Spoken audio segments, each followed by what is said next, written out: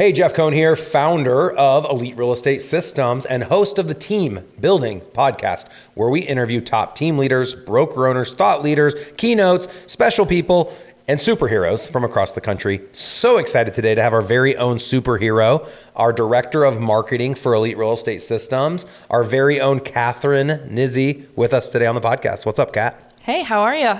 I'm great. Thank you so much for being on here today with us. Really excited today to talk about social media engagement. I know teams, brokerages, businesses, both locally and nationally, always talk about social media engagement. I always say, don't just talk about it, be about it. I don't really see a lot of people being about it. I think a lot of people dabble. And I really wanted to get into the nuts and bolts today for the next 20 to 25 minutes about social media engagement from your perspective. What's really interesting about you is you just recently graduated college a couple years ago, got a degree in marketing, and we brought you on to Elite Real Estate Systems as an intern.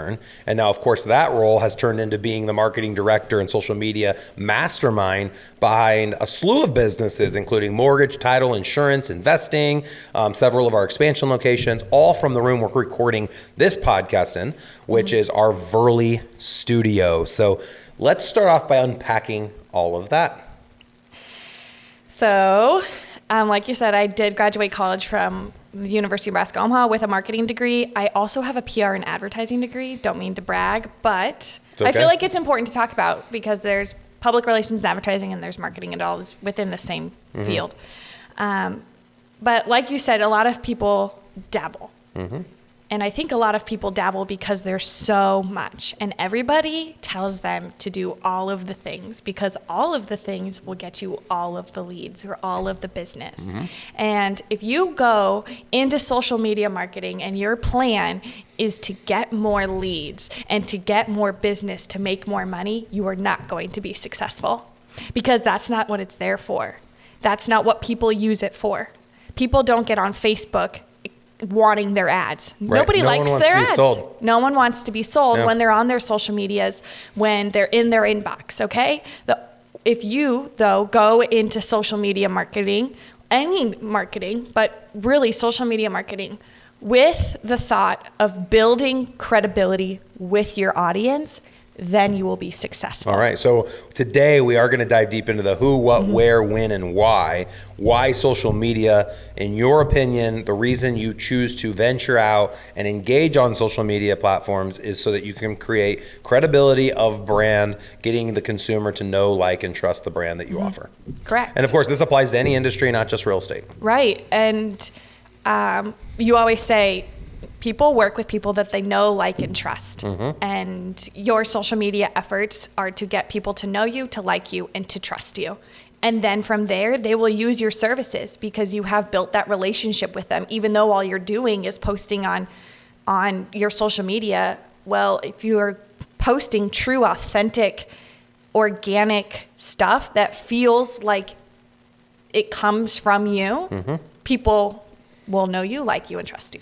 Love it. So let's start with that why. Everyone knows they should, and they think their why is to make more money, sell more product, so they need to go sell people. No one wants to be sold. We all can agree with that.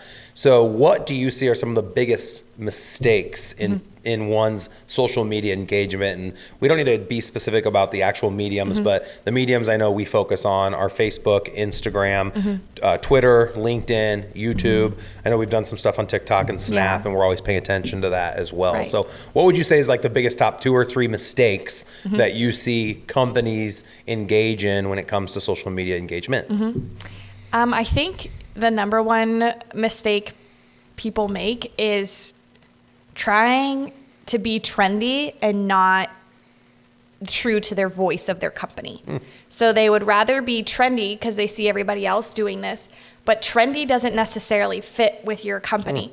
If KW Elite tried to go be trendy and do all of these TikTok dances or anything, it wouldn't fit with our brand, and it doesn't make sense. I'll make fun of myself with my real estate company, KW Elite, that you just referenced. I know our social media company, which I love, and they've done an amazing job in the past, who we had licensed with outside of KW and Verley Studio. We got into the trendiness of holding up sign that was like on cardboard, and then you put a funny note. That would be an example of something that's kind of trendy right now. Right. Is holding up that cardboard thing. And for some brands, it might just not fit. Right.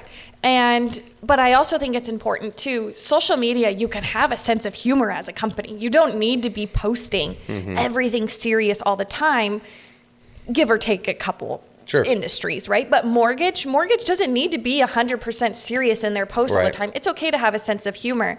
But I think people say, oh, there's this new app. Well, you know what TikTok is filled with? TikTok is filled with kids. So don't let somebody get on stage and tell you to get a TikTok because it'll grow your real estate business. It absolutely will not. It'll be a waste of your time. Yeah. No, I totally agree. It's interesting because there are so many industries that do have a stigma of being so professional that it's almost off-putting.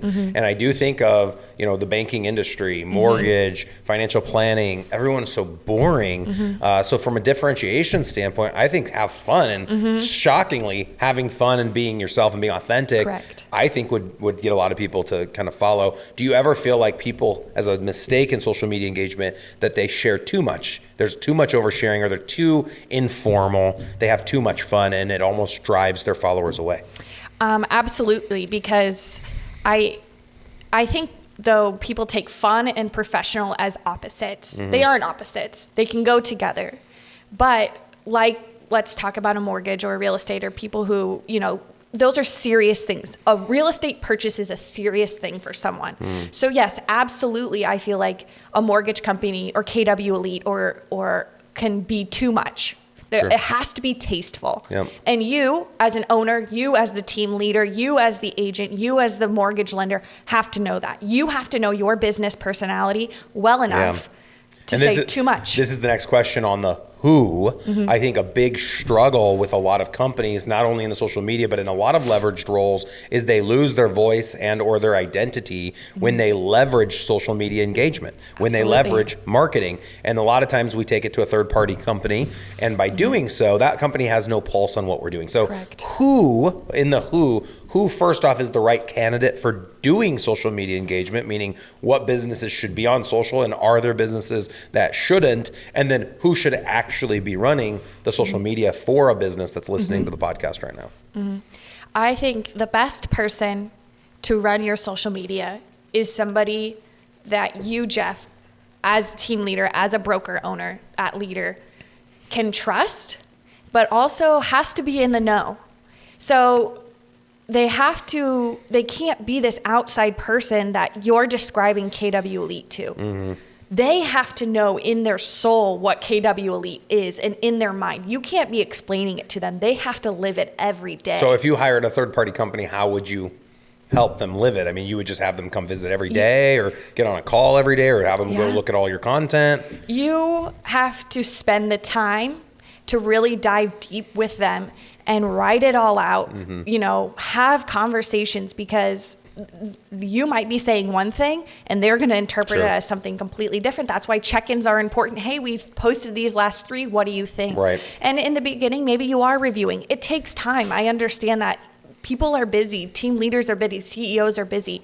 But if you are taking the time to review that stuff that is getting published maybe once a week, maybe once a month, it makes a huge difference, not only for the outside party or the party within that is posting it, but for you, because you won't go review it in 6 months and come back in a tizzy like, oh my gosh, this is completely off. That's on you. That's extreme ownership. Nope, I love it. And I know the third-party companies we've worked with recently have done an amazing job with accountability and having a weekly alignment meeting. And one of the challenges I see for a lot of entrepreneurial ventures and businesses is, to your point, they're so busy that they know social media is important. So they'll hire either an admin inside the company and say, you do our social media, which what the hell does that mean? You do our social media.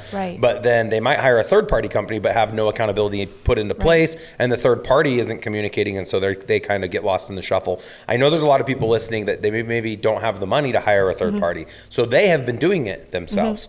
Are there industries where an agent and or a loan officer or a banker shouldn't be engaging, other than if within their industry it's illegal or they're not allowed to post certain things? Outside of that, is there ever a time where someone shouldn't be on social media? It's kind of a trick question, because I think the answer is probably no. I mean, why would a person not put themselves out there on social media? Yeah, the answer is no, but also if you are spending a majority of your time trying to figure out ways to post on social media because you think that will build your business, instead of doing the actual things proven over and over and over again by real estate experts, from Gary Keller, from you, from anybody in the industry, and you're choosing to spend a majority of your time on social media because you think that's what will make you popular and get you sales or get you loans or whatever, instead of doing the things that work. That's a problem. If you see an agent saying, oh yeah, I did my prospecting today, I posted on social and responded to comments and did some stories about an open house, that's not prospecting. That's not building your business.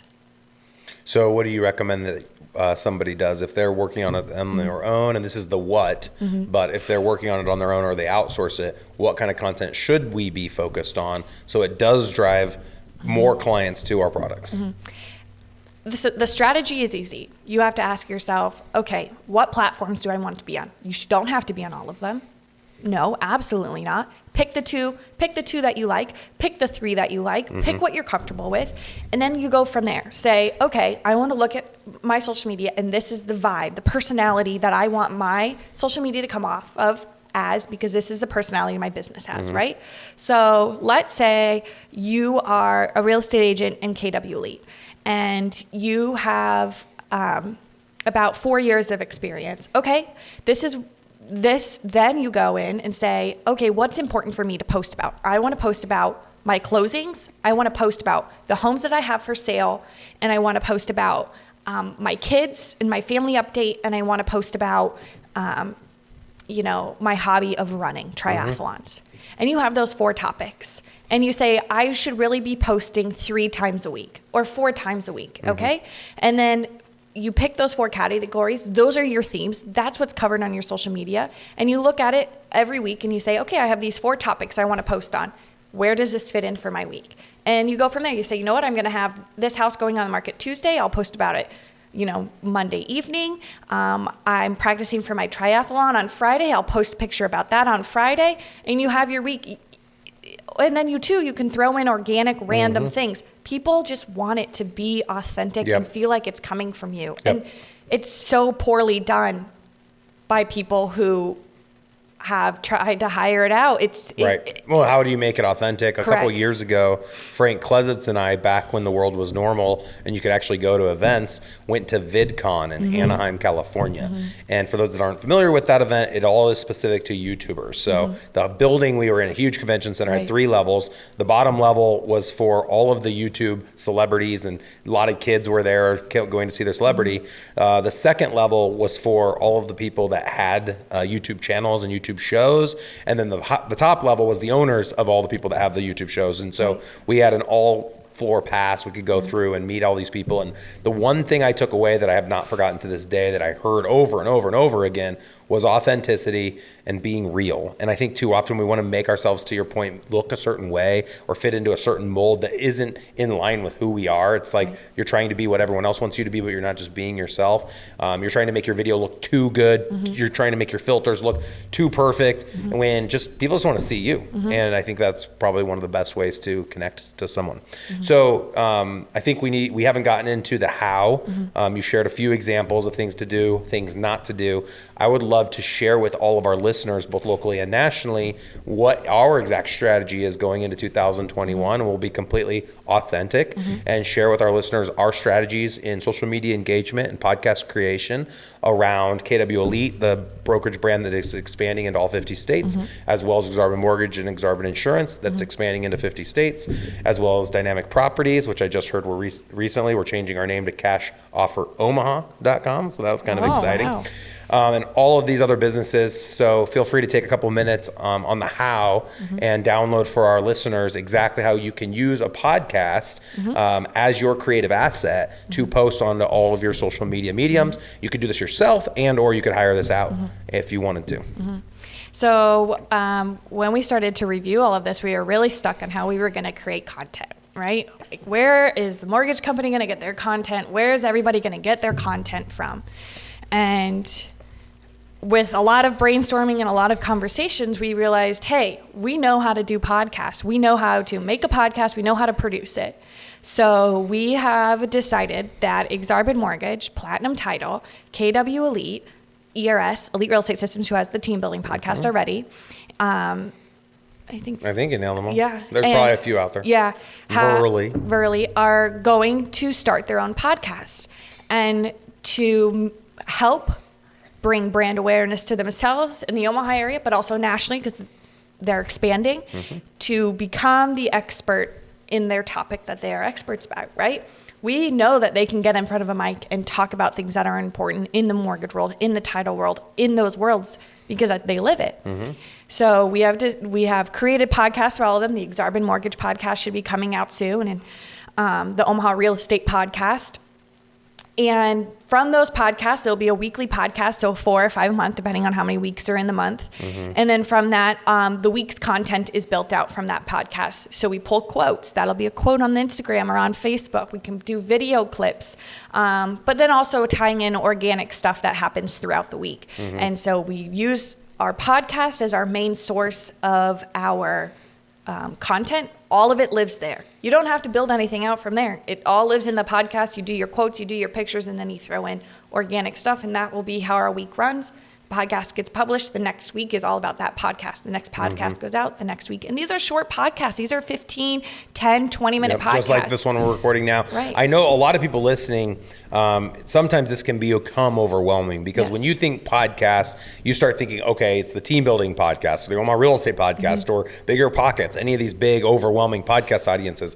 This is truly, we went in our expansive time invested in figuring out what does the consumer actually want, what can we deliver, what's the messaging need to be able to create a perception that becomes a reality across all of our business ventures. And what it came down to is you hear a lot of buzzwords like blog, vlog, webinar, podcast. They are all the same thing in essence. You can make all of those things all of the other things. So blog, vlog, webinar, podcast. When I first got into real estate, no one had blogs or podcasts or vlogs. It was just webinars. That's all anyone ever talked about. And then of course it progressed. And so we have had a blog since 2011. We partnered with Viral Marketing. And the idea behind the viral marketing strategy, CEO Frank Klesitz and I went to college together at UNO as well. The idea was you shoot a quick video, fit 30 seconds to 120 seconds, and you blast it out to all the people that listen to you on an email blast, not necessarily on social. And I've been doing that religiously, shooting that message out, and similar to a podcast, but I was never interviewing anyone. I was always that thought leader. And I remember constantly feeling pressure to deliver great content that I thought my listeners were going to listen to. And it wasn't until just a couple months ago where we said, you know what, we've had a lot of success with several podcasts. Why not just give every business a podcast? So anyone listening, you just start a podcast. What does that mean? You record an interview with someone, or you just talking. And it can be 3 minutes, it can be 3 hours like a Jocko podcast, but there's no rule really around it. But then to your point, you can take all of your digital assets, all of your marketing, your quotes, your pictures, images, whatever you want, you can rip them off of that one episode and use that for the entire week. But in addition to that, you had said you do suggest there's additional content, organic content of what kind of things would that organic content look like? Let's say during the holidays you have a holiday party. Let's say you have an outing with your employees. Just something funny happened in the office. It's those little organic things, like you have to actively be thinking, hey, I really think this would be good on social. Everybody has to always have that hat on, or it doesn't work. And so things like that. But then also there's going to be weeks when you don't have that. It's just going to be a normal week, and that's okay. But don't force content. Don't force it. Which you see people do that a lot. Everybody does that. Yeah. And I love podcasts because there's no rules with podcasts. Yeah. Instagram has these unspoken rules brought to you by the influencer culture. Right. Okay? There's these unspoken rules of Instagram. Facebook is just a dumpster fire, to say it nicely. But podcasts, like you said, you can 3 minutes or 3 hours. Nobody ever says there's a standard to a podcast length, right? So you can just do whatever you want. Yep. So you'll see in 2021 across all of our businesses, for anyone that wants to go out and see examples, go to kwelite.com. Currently, when you click, it says blog. It's going to be updated to say podcast. You'll be able to go in and see a podcast for the consumer, a podcast for agents, a podcast for the mortgage company, a podcast for the title company, a podcast for the insurance company, a podcast for the investment company, a podcast for the coaching company. And so podcast, like I said, is unanimous with webinar, vlog, blog. It doesn't have to be anything as fancy as like a big, well-known known podcast that exists out there. The process doesn't need to be super fancy. Like, we're in our studio. This is probably the fancier than it needs to be. Right, but like we said, you started the team building podcast on Zoom. It was just you, a microphone, and a guest, and you hit record, and that was your podcast. It doesn't need to be fancy. Nope, 100%. And if you want to step it up, even the equipment we have here, the Rode mics, I think these are, what are they, Dana? A couple $100? $100 for this microphone.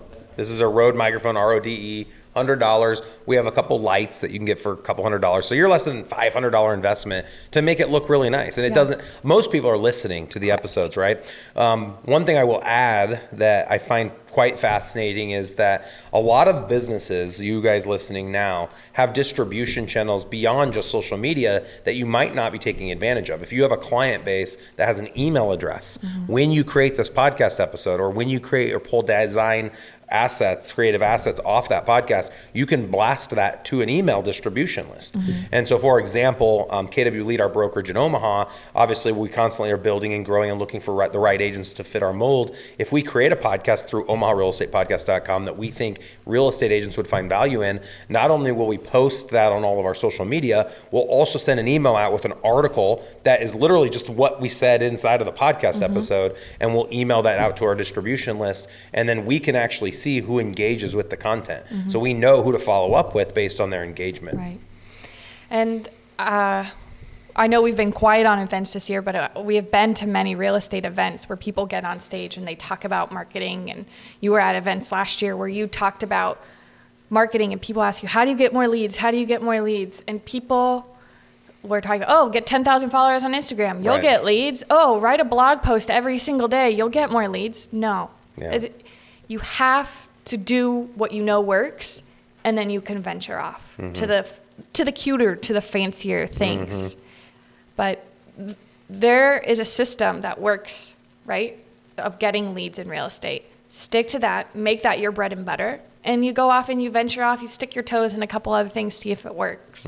But if it fails, it doesn't matter. All your coins weren't in one basket. Sure. Yeah. Don't put all your eggs in one basket. Be sure to diversify. I think that's all really good advice. Anything else you can think of regarding social media that you think needs to be talked about? I one more thing I'd like to add, because we got into a discussion last week about Google reviews.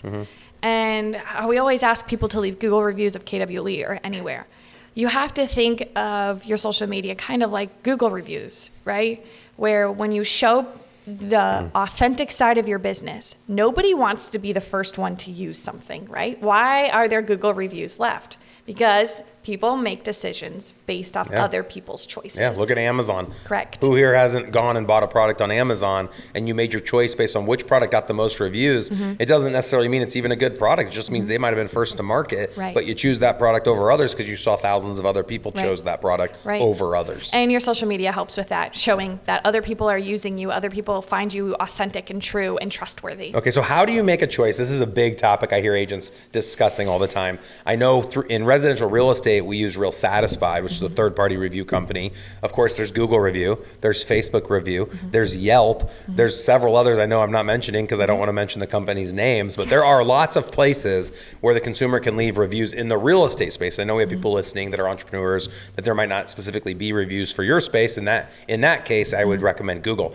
But what would you say to an agent who's wondering, hey, I can't push people down 4 rabbit holes to get 4 reviews. They're not going to do it. What would be the one place that you would drive somebody right now if you were to say pick one to go get your reviews? As somebody who came into real estate knowing absolutely nothing and have had to be a fly on the wall to learn everything, I had never heard of Real Satisfied before. No one had ever talked about, as somebody outside of real estate, Real Satisfied or any of that. I think pushing them on Facebook every once in a while is great. Do I think you should push every review on Facebook? Absolutely not. It's drowning. It's disgusting. Nobody cares. But when I feel like everybody goes to Google, I feel like Google reviews are, in my mind, in my brain, the highest ranking review you can get. What's the number one search engine? Google. Over 85%. Number 2 is YouTube. So of course you'd want your review on Google. On our email signatures for our real estate company, we even have a link. Someone can leave us a Google review. That is the one place we drive people, and it does play into the Google algorithm when it comes to search engine optimization. People are going to search real estate agents in my area, and you have the most 5 stars. You have reviews. You have all of that content. content, Google's going to push you. Google likes you. Yep, 100%. The other thing I will say to Real Satisfied for those agents listening, the thing that's so fascinating about Real Satisfied for me is it's not just about getting the review from the consumer, it's about hearing how their experience went. So when Google or Yelp or a lot of these other sites ask for reviews, they're only reviewing them in 5 or 6 categories. Real Satisfied is a 20-minute in-depth survey essentially of their experience, and it helps us as team leaders, broker owners, coaches, mentors, etc., make sure that we're offering the best services to our clients. So for those businesses in and or outside of real estate looking for ways to make your industry more respected and to take create a higher level of service to the clients that you serve, I do recommend after the transaction is over, whatever that transaction looks like, you ask for feedback. And there's a lot of different ways to do that. I know people use SurveyMonkey as an example, but in the real estate space, Real Satisfied, I think, does an awesome job of that. Yeah. Totally. I think Real Satisfied works. Plus you get to share it and it looks all nice and fancy, but I have experienced lots of agents just drowning you on their social media accounts in reviews. No, nobody wants that. Yeah. No one wants to see pictures of happy buyers who just bought a house. Another one sold. Yeah, we get it. Yeah. You're an agent. Your family does not want to see how successful you are at selling real estate. Right. They do want to see you fall on a hot tub deck, though. Yeah, that's good content. We should do more of that. We should. Get more eyes. I should make some more of those this winter. Yeah. Well, we would love for anyone and everyone listening to follow us on social. I always invite people to follow my Instagram because I do want to get to 10,000 followers, Kathryn. That's fine. You can get to 10,000 followers, but don't tell people that's how you run your business. That is why I'm successful.